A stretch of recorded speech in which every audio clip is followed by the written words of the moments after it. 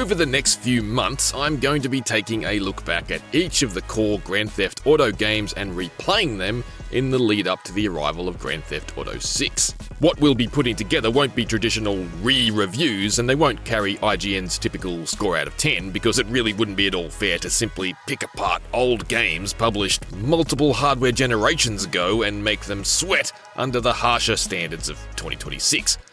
What we will be doing, however, is re-examining what made each GTA remarkable upon the time of its release, digging into what they achieved and the legacies they established, and rediscovering how much fun each of them remain today. We'll also be identifying both the parts of the GTA experience that have seen the most evolution and growth, as well as the parts that remain fascinating, commendable, and timelessly impressive. At the end of the project, using GTA's previously 6-star wanted level, you should be able to get an idea of where each of these games roughly sit in my long-term love for this series. Next in the queue, GTA 2. Grand Theft Auto 2 arrived right at the tail end of the 20th century, sticking with the same brand of top-down turmoil that previously propelled its predecessor to great success. It's a noticeable refinement of the original in some fundamental ways. Slightly more forgiving thanks to the ability to save, and also a bit smoother to drive around in. It didn't, however, replace its antiquated tank-like on-foot controls for something that better exploited the dual analog controllers that had rapidly reinvented the status quo in the late 90s. What it did shed was the original GTA's recognisable contemporary setting. It instead opted to set its action at an unspecified point in the near future, in a stylised retro-futuristic backdrop called Anywhere City, USA. A place overrun by gangs, ruled by a megacorporation, and featuring the highest rate of Elvis Presley's per capita this side of Graceland. Did it work? Well, the answer, unlike Anywhere City's proliferation of Elvis impersonators, is a little more complicated.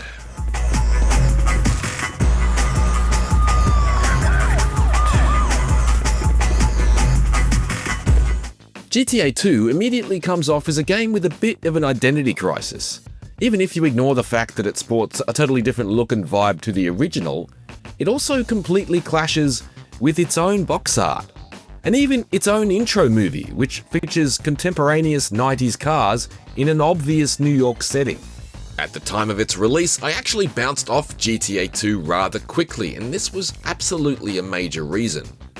As soon as it began, it just felt like an entirely unrelated product to everything that had come before, up to and including the tone-setting FMV intro it just served me. That's a really weird problem to have.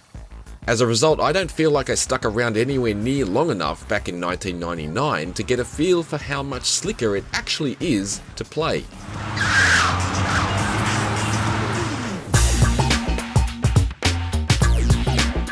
Despite the fact it costs in-game currency to use, the addition of a save function represents a clear improvement over the original. Just head to the nearest church and the good Lord above will remember your progress for you. Jesus indeed saves in Anywhere City, albeit for a fee. Southeast Babylon responds to 1012. Soul saved. Straight away, GTA 2 appears a little more aware it's a PC and home console product. By the late 90s, hefty, mission-oriented action games had largely moved on from the ruthless arcade philosophy of starting from scratch every session with a tiny set of lives. Developer DMA Design adjusted its format accordingly, albeit only slightly. That is, GTA 2 retains score-based progression, still operates with strictly limited lives, and is hard as hell, but saving is nonetheless a crutch the original did not have. A newly added health bar addresses another major frustration from the original GTA.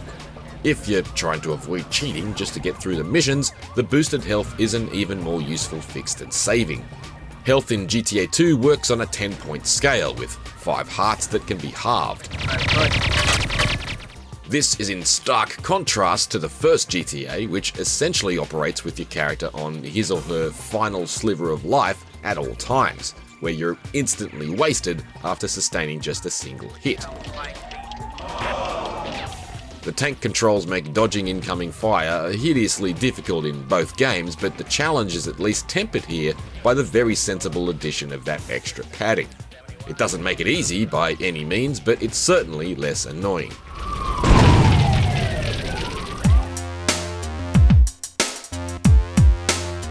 The improvements don't stop there. GTA 2's camera is considerably less janky, and while it still shimmies around a little as you drive, it does a way better job of tracking cars smoothly. Cars also self-straighten when blazing along the streets, so it's far less finicky to line up within a lane, or indeed change lanes, with less furious tapping of the D-pad. There are also far fewer obstacles for cars to get hung up on than there were in the original. With the top-down perspective, it can be challenging to tell what objects are rooted into the ground and will cause a crash, because depth can be a difficult thing to effectively communicate from directly above.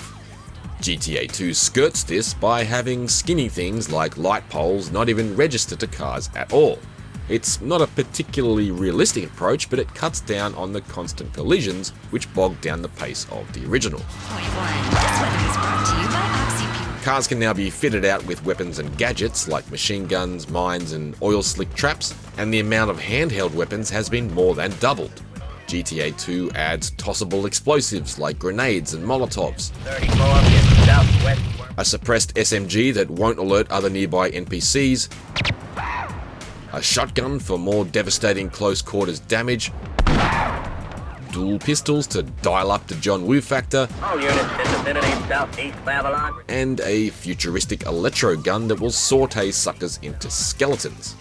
Unit 71 in need of assistance with the 10-12 East Sonora. The electro gun is particularly nifty considering it can lock onto multiple targets at once, but a mild auto-aim function, an assist sorely missed in GTA 1, makes for less frustrating combat all around, regardless of what weapon you're using.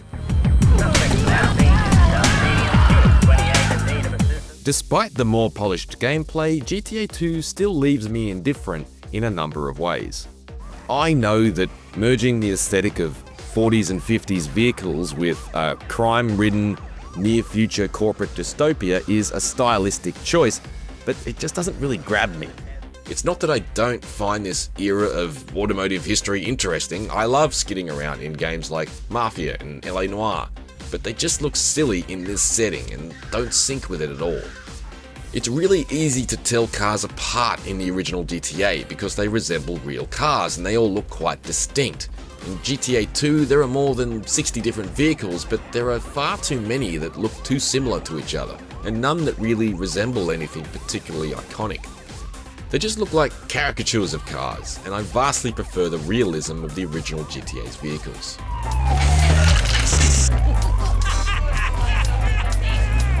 I also prefer the original's maps over the three districts of Anywhere City, the downtown sector, the residential sector, and the industrial sector. Busted! Now, GTA 2 boasts sharper graphics than its slightly murkier predecessor, and the effect of this cleaner image arguably makes it the more timeless looking of the two. On PC, there are even day and night versions of each area. However, with the possible exception of the residential sector, which is the most varied, there's a plainness to Anywhere City that I don't think the cities in the original GTA shared.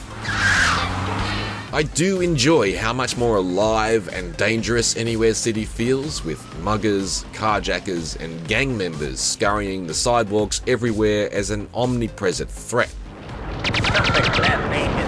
However, I don't think it has the charm of Liberty City, San Andreas, or Vice City, as primitive as their renditions were by modern standards.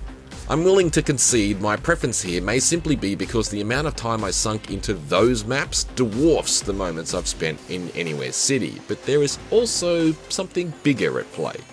The 3,500 pound, 350 horsepower elephant in the room here is Driver, which was released on PlayStation in European territories about 5 months before GTA 2 in June 1999.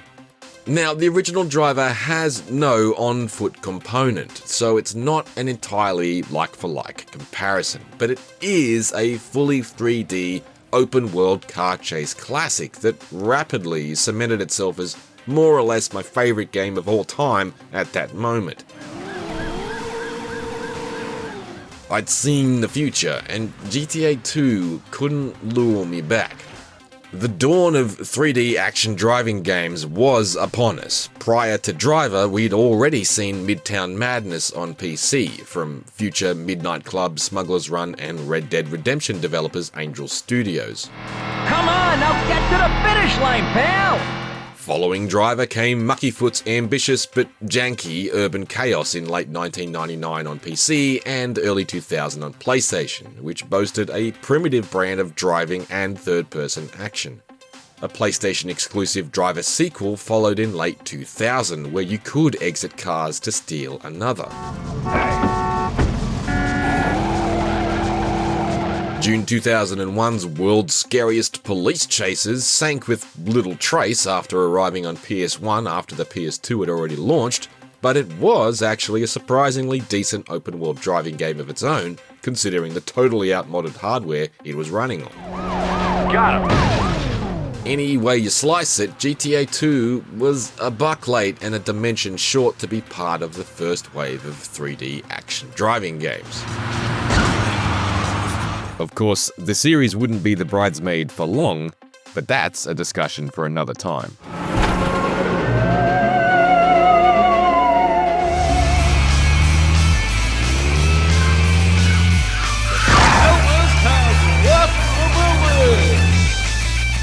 Playing Grand Theft Auto 2 again in 2026, I've definitely found myself with a stronger appreciation for its technical improvements over the original.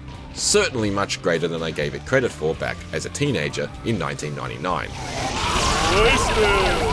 The driving is better, the shooting is better, and those are important and welcome gains. However, I just cannot muster any true enthusiasm for its retro-futuristic setting. I don't know that I'd go as far as to call it aggravating, but in the words of the king of rock and roll, it definitely ain't satisfactioning me. Suspect on foot. Suspect is armed. All units in vicinity. Central Cayman. Response to 10. Reviews director Tom Marks here with Luke Reilly to talk now about GTA 2. Again, if you missed it at the top or missed our GTA 1 legacy review, we're doing kind of a funny thing. We're going through all of the mainline GTA games and having Luke tell some stories about them, revisit them, see how they are now in the lead up to GTA 6 so we can get a whole look at his tastes. GTA 2, our original review back from 1999, this does not replace it once again, but we gave it a 6.8 back then, although this was also when IGN was reviewing things on multiple platforms with different scores and different reviewers. So we gave the PC version a 7.3 and the Dreamcast version a 6.7 and then the Game Boy Color version a 4.0. So Luke, take me back to when you first played GTA 2, because you said you didn't quite play GTA 1 along when it was released. You were a little late on that one, but from now on out, you played them day one, sort of. More or less, yeah. We played it in the summer of 99, 2000, and for us, on the bottom of the planet, that's end of the year, right? That's around December, January. So just a fraction after it came out. I had a really weird first encounter with GTA 2 though, right? My first encounter with GTA 2 is that I watched it played. I watched a friend of mine play the entire thing. So this is kind of like proto-YouTube. Like the early Let's Play, right? Where he wouldn't pass the controller. We were at a friend's place. And so we used to hang out there quite a lot, right? And I had a good friend of mine.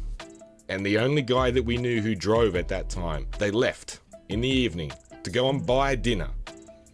For the bunch of us, maybe 4 or 5 of us at that time. They returned 90 minutes later with no food and a copy of GTA 2. A fresh, brand new copy of GTA 2. Sealed. But yeah, he played GTA 2 all night. Loved it. And we just watched him play it.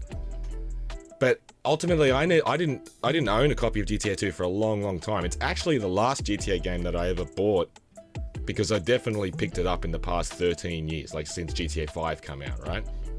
And so I remember borrowing his copy at one point, but it just never grabbed me. I just bounced off it at the time. I have definitely found myself with a better appreciation of how it did improve, but at that time, it just didn't grab me. Kind of a key point of your review was the theming was they left reality a little bit. They almost went cyberpunky to not quite that extent, but like it leaned into that vibe a little bit more than the first one had. Is that a theme that you just don't think works for this series? Like, should they just never try that again? Because they haven't, but hypothetically they could if they wanted to.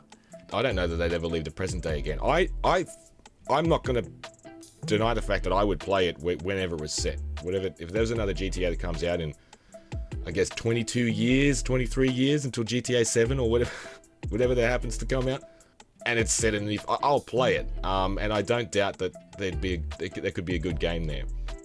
Some kind of like Blade Runner adjacent Grand Theft Auto. It sounds good when you say it like aloud, right? Doesn't sound bad, yeah. Yeah, but there was just something about GTA 2 at the time, and like I said, I feel like it was just about expectation, I guess. Like, you look at the pack shot, you look at the box, and like I discussed, you look at that box, and you're like, okay, I got a feel for what this sort of game is. That's New York, it's taxis, it's this, it's that. It's not this weird Dick Tracy adjacent, like 40s and 50s style cars in a weird cyberpunk adjacent world with electro guns. I didn't know what was going on, right? And then you watch the intro movie, which in retrospect feels like they probably should have kept it in the can and just used it as the intro movie for GTA 3. Because that's the game that really informed. You watch that and you think, this is just GTA 3. Like, looking back, now, you know, this is just GTA 3. At that time, we didn't know that that's what was going to eventuate. But yeah, just something didn't sink Tom.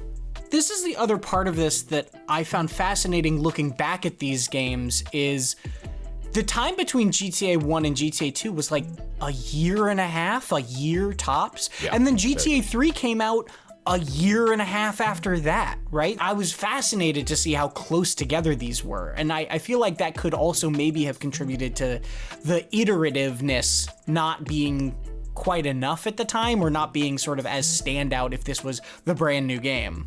The fact that GTA 3 came just so close after this one, after GTA 2, is actually astonishing.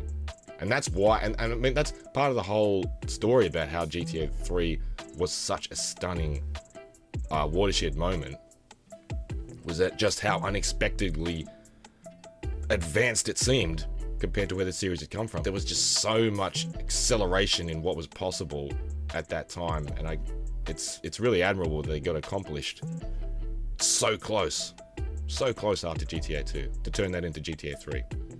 Well, that's a good tease for the next episode in this series when you're going to be taking a look at GTA 3. But before we get there, I do want to take a look back really quick, because one of the comments we got on our GTA 1 video, I saw a lot more than I was expecting, of a lot of love for GTA London, where that was the one that came between GTA 1 and GTA 2, and we, for the purposes of this series, otherwise it'd be extremely long, we've decided to stick with the mainline games, the numbered games, and then Vice City, San Andreas, and online.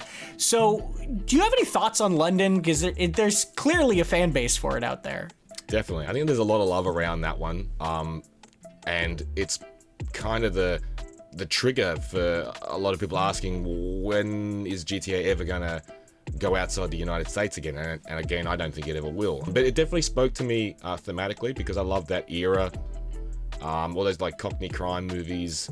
I like a lot of those spin-offs. Like, I love Vice City stories, love Liberty City stories. But yeah, we've had to narrow it down a little bit to get this project accomplished. But yeah, London, I have fond memories of London. I still own a copy of that. Well, if you want to hear Luke's thoughts and you missed the first episode, go check out his legacy review of GTA 1. We've got more of these to come, obviously going all the way up to the lead up to GTA 6. And of course, for everything GTA 6 related as we build up to November, stick with IGN.